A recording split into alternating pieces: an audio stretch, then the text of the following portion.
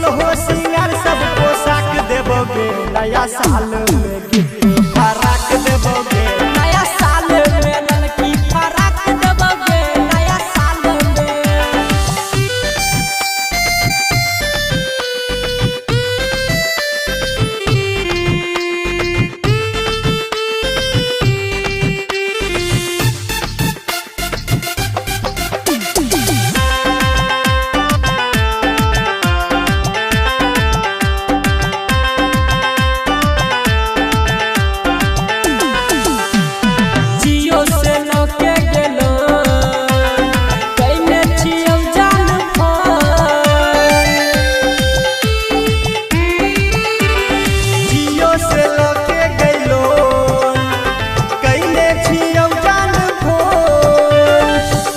हम भेट गए कर छियो भेट गए सुना ना हमर सनम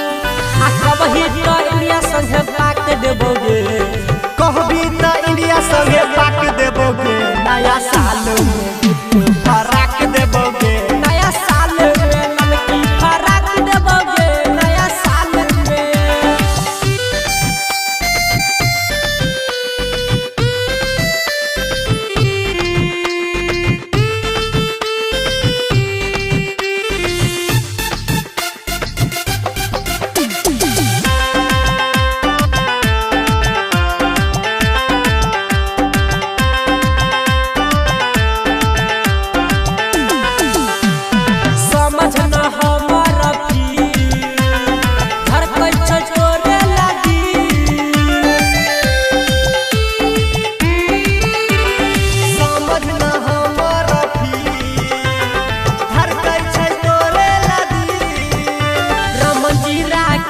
गए सुमन महेश गए कहै छो हमरे से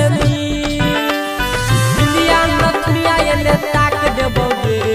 बिंदिया नथुनिया एने ताक देबोगे नया साल